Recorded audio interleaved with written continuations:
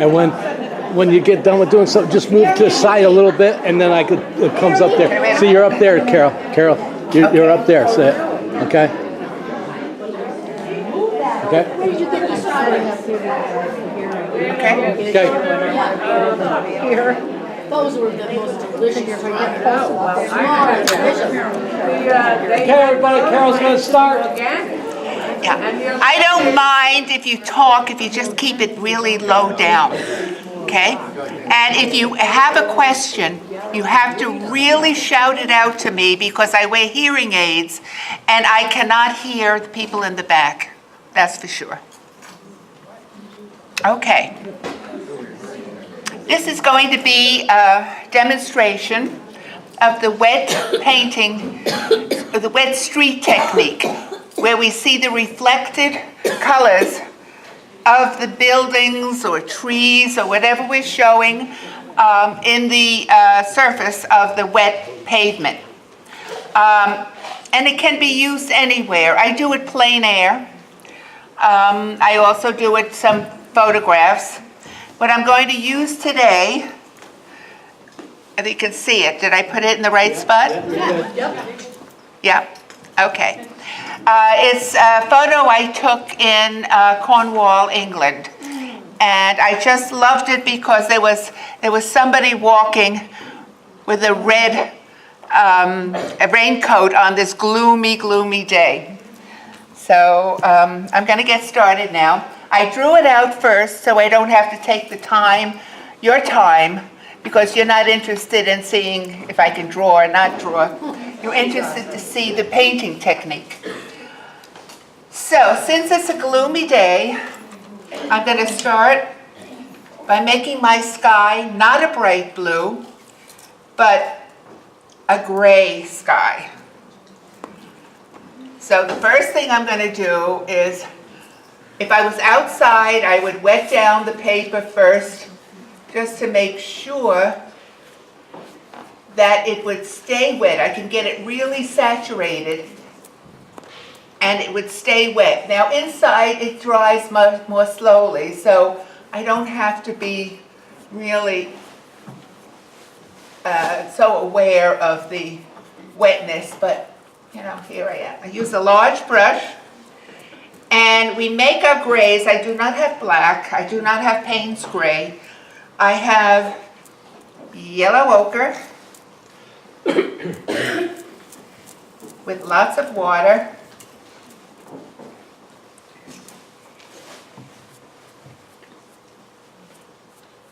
Let's get some nice irregular washes. Then into that mixture, I'll add either permanent rose or alizarin crimson. What's the weight of your paper? Oh, did I lost something? No, okay. Am I still mic'd up? Yeah. Well, for this demonstration purposes, I'm using a 300 pound because I don't want any buckling or anything else. Normally, for a half sheet, I'll use only 140 weight. Okay, here we go with the red over the yellow. I think a little more red. I think I picked up permanent rose. Now another thing important, you know, your skies should run from dark to light, from top to bottom, but they should also go from dark to light from one side or the other. This way you give movement to the sky. So now I'm going to add a blue. It's red, yellow, and blue. Those are the components of gray. So let's get a blue. I'm going to use, I think I'll use cobalt blue today.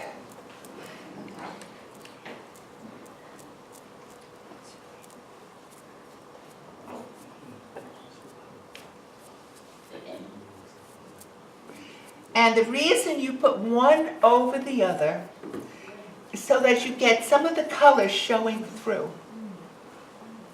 They don't normally show through if you mix the color completely on your palette and then try to put it on the paper. Okay, now I think I want one side, as I said, a little darker. So I'm going to go back with a little bit of blue on this side.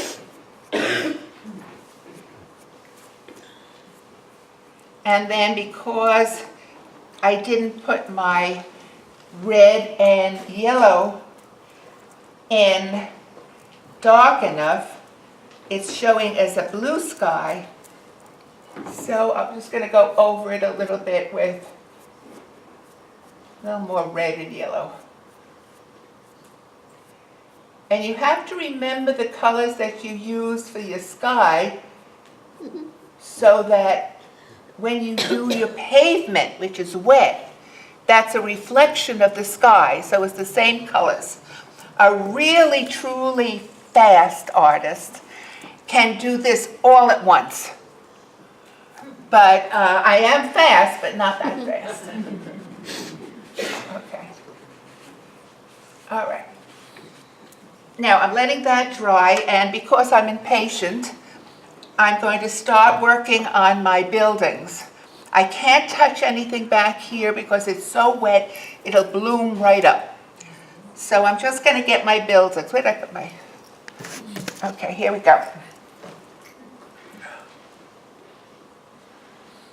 Now I want this rooftop to be just a little bit lighter than some of the others. So I'm going to start again with the yellow and the red, and I'm going to just throw some blue right over it. Now when I don't want it colors to run, I don't wet the paper.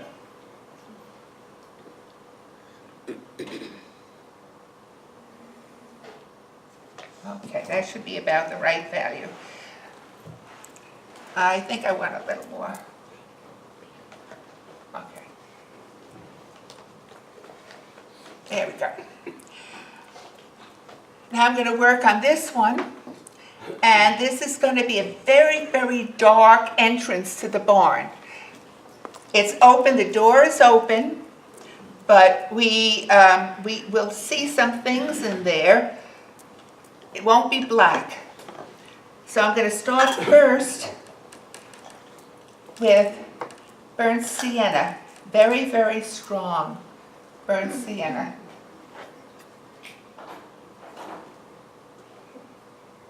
And what I did was hopefully it'll stay. I missed out the people with the raincoats. Okay, then right over that, I'm going to put some phthalo blue. So I'm creating almost a black.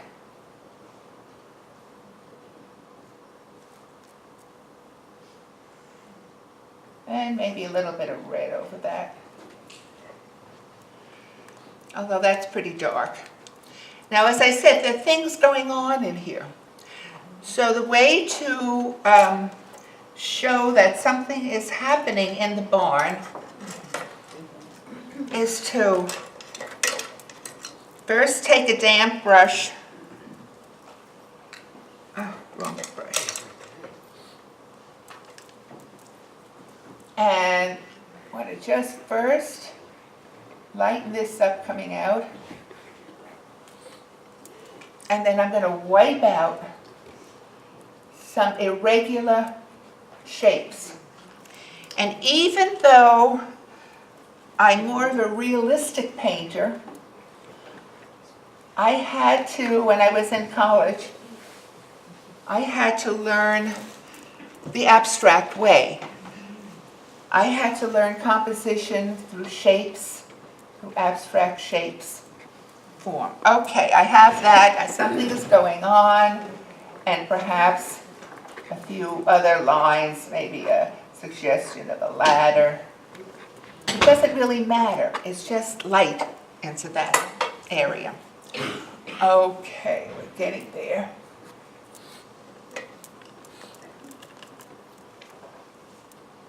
All right. Now I'd like to work on these hills as soon as I can. So the faraway hills have the color of the sky. It's just a darker value of the sky.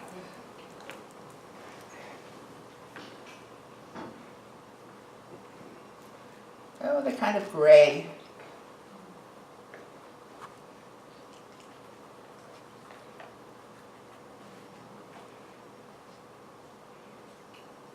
I'm going to bring it right up to the edge of the barn.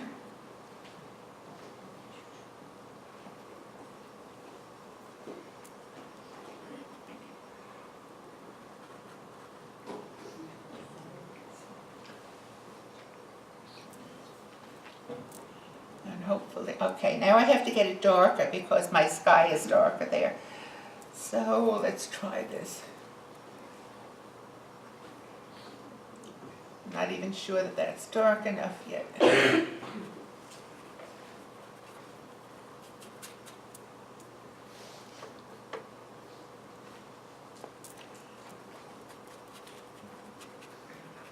All right, now I'm going to start getting some green into the hills.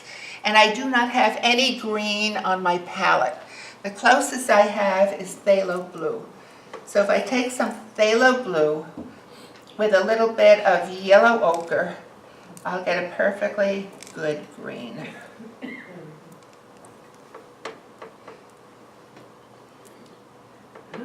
The light here is very, very bad. It's very hard for me to see the colors on my palette. I think I need a little more burnt sienna into that.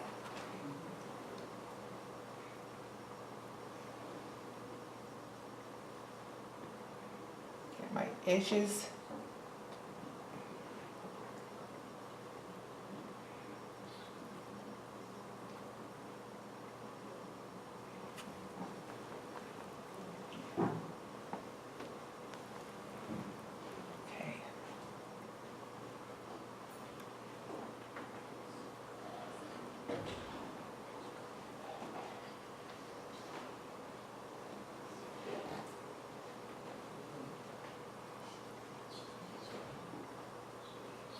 Okay, and I'm painting around things.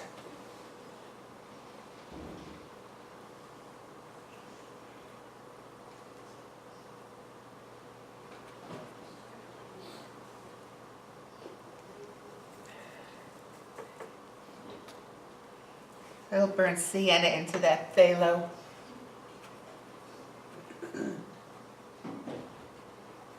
Now that doesn't match this, so I have to add a little bit of that to this side.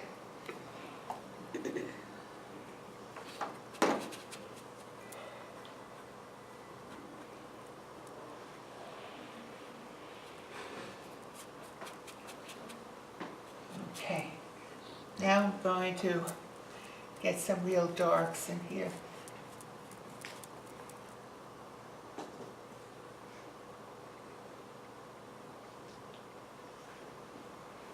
Actually, I'm going to take this off. I'll put it in later.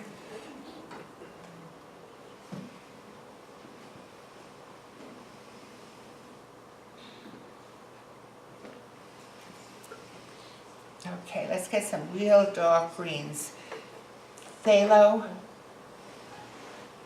burnt sienna.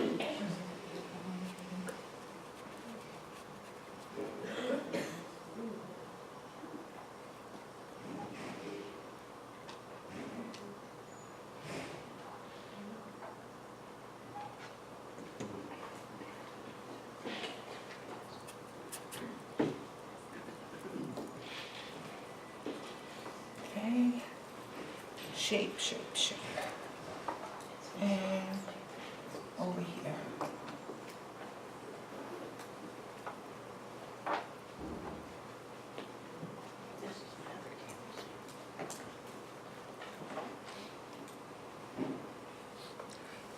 Now, the same way that I took the lights out of here, I would take some lights out of here.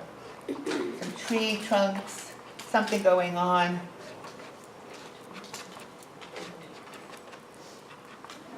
Okay, it's enough.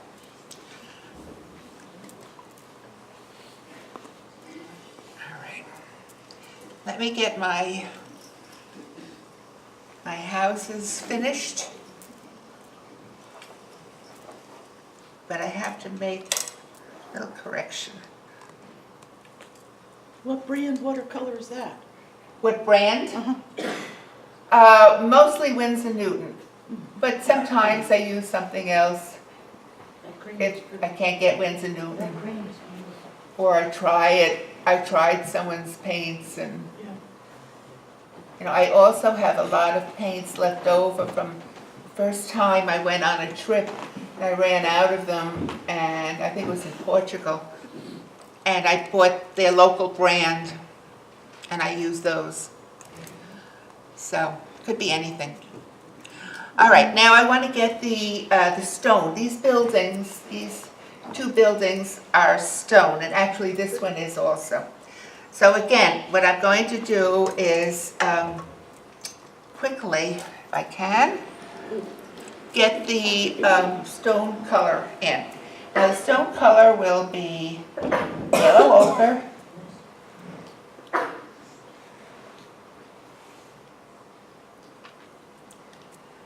it's always a good idea to use the largest brush that you have for the particular area that you're covering. All right, that's yellow ochre, burnt sienna, and I'll use cobalt blue. Okay, so that's going to be just an irregular base color for the stones. And let me get a little dark under here.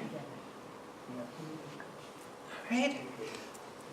And the door, which I succeeded in covering up. Let me just lift it out. Okay. And let me do the same thing with this small house here, stone house. And I'm using burnt sienna. And I'm going over the two sides of the house because I'll put a shadow in later and make one side darker. But being a gloomy day, it doesn't need much of a shadow.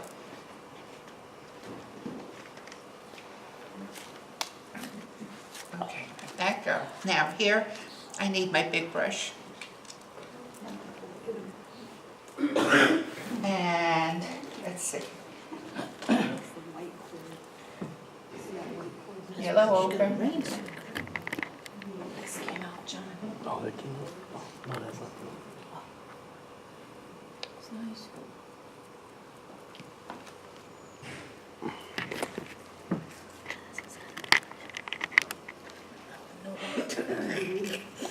It's coming out good. I'll use some alizarin It's crimson just a representation. with my It's got this one too. burnt sienna.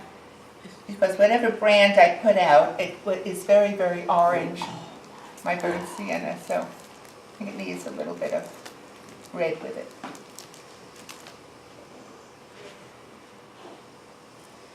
And a blue. And I'm trying to be consistent, so I'm using cobalt blue.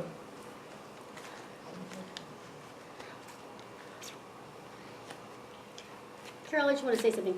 We have a lot of new members here, and I don't know if you realize this, but we tape all of our demonstrations, and we post them on YouTube. So if you want to watch it at home while you're trying to paint, use it. If you can't come to a meeting, go on our YouTube. We'll have the link in the brush file. Okay. All right. This is going to remain a white house, so that's going to stay the way it is. And now I want to darken my dark sides. So a little bit of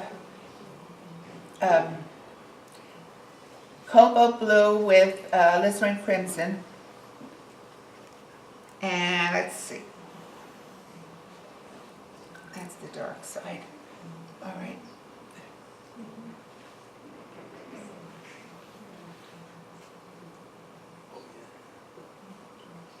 And this one is the dark side. I'll have to darken that more than that.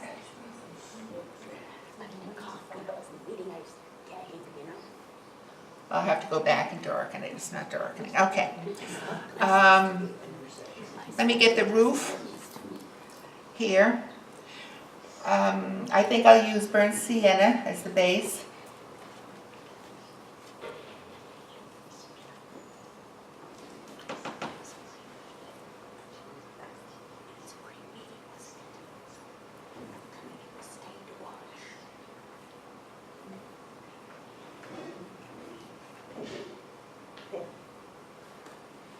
And I'm just going to put a little bit of blue with it. Cobalt blue. The only thing you can't see with that is you can't see the color. Really can't see the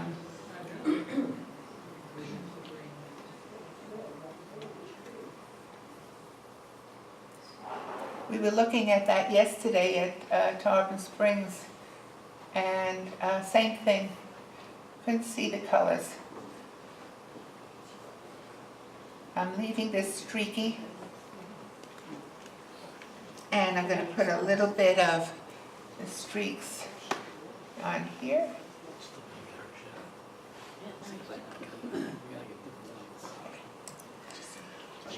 And this one, which will be a little darker.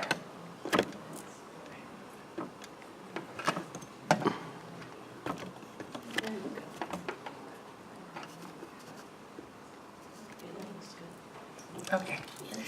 Now I'm going to mix up a dark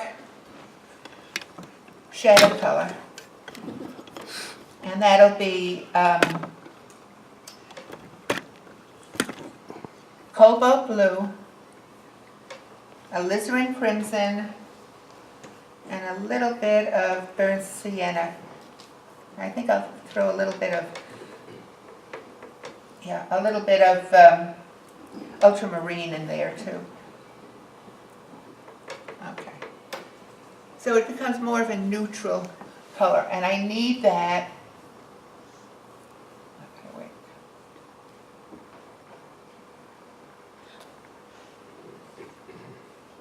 For this. That.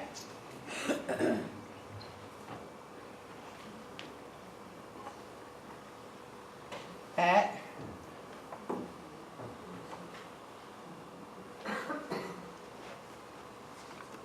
That.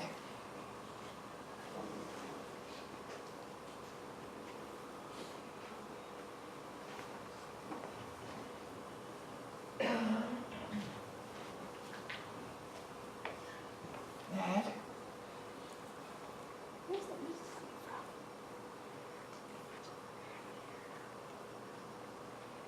That.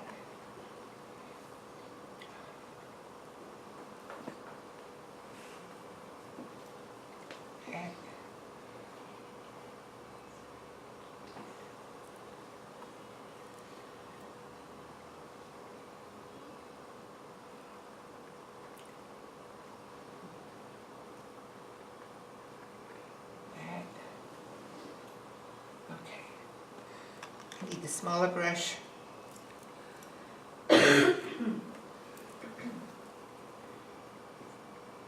The little planter here, he's here.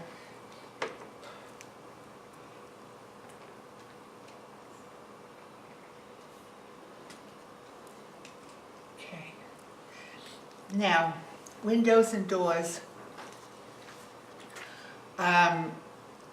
Let's have a very bright blue door, so I'll use phthalo blue by itself.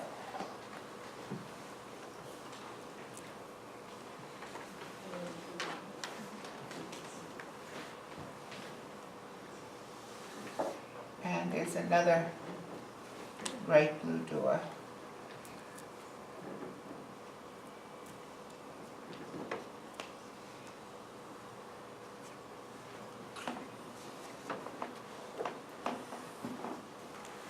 And we have some windows.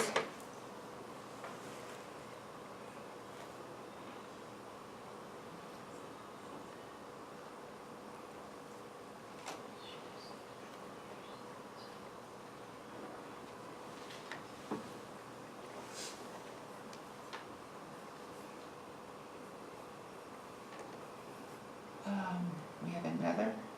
No. Okay.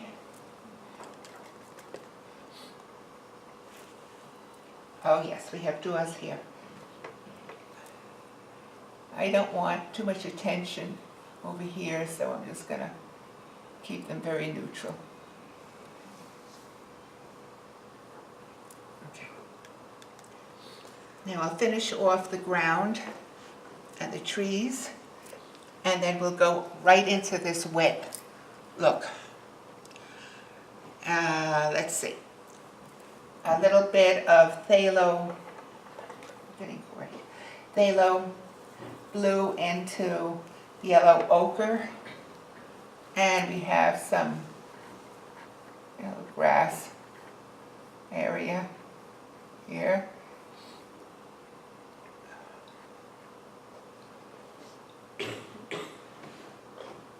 And we have some grass area here.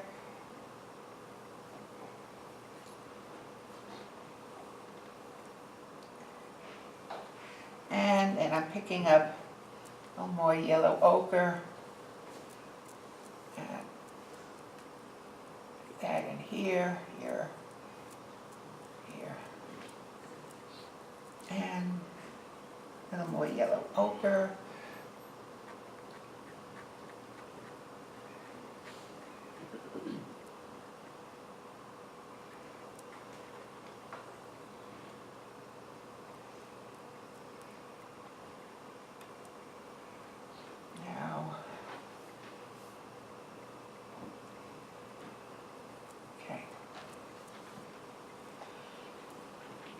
And here we have some more grass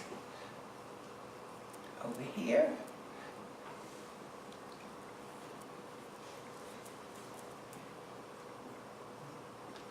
And yellow ochre and phthalo blue.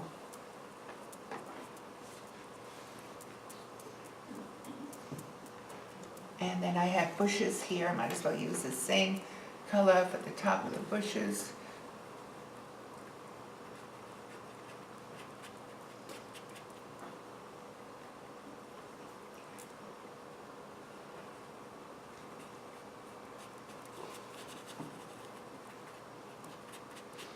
Now let me get some dark greens. So I'll add the phthalo blue to the burnt sienna. I'll get a nice dark olivey green, hopefully. Yep.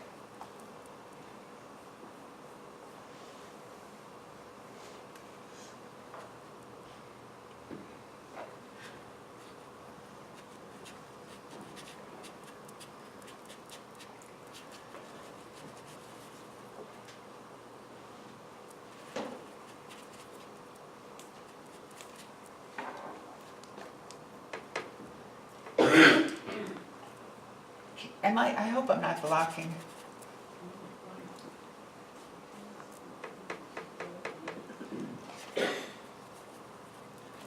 Okay. Shape. The dark here.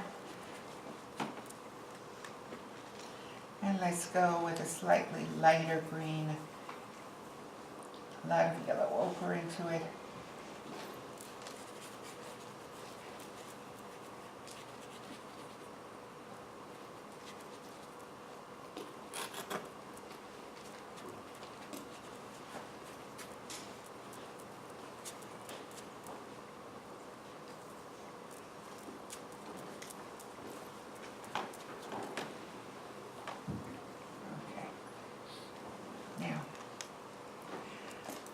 small brush.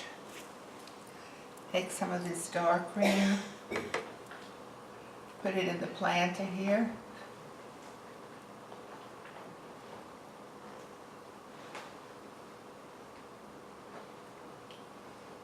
And here. And here.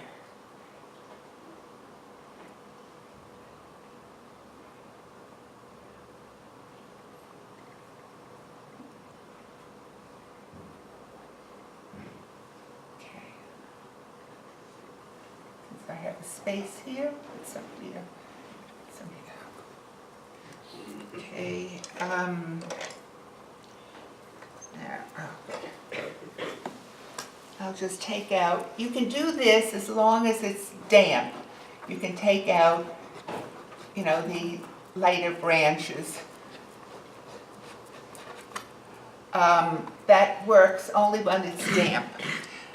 If it dries up on you, you can then let it completely dry and wet it down again. And it will, then you can lift out those lights if you need them. All right, I need some dark accent colors. So I'm just mixing up a dark value here. I'm gonna get a little bit of a, now I had a sloppy line here, so I'll see whether I can pick it up. Fix it a little bit.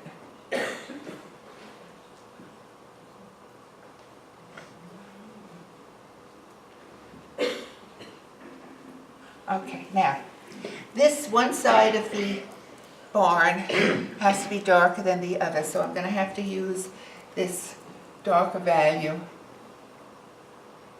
and get that in. And I think I'm going to go over this because I won't get the contrast.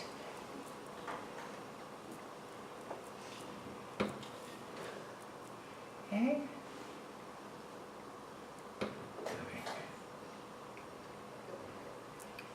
All right. And now I also need to have, this is a cement wall here.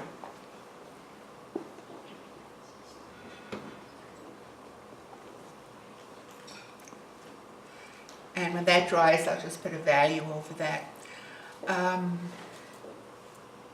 Okay, you just have to clean this up just a little bit.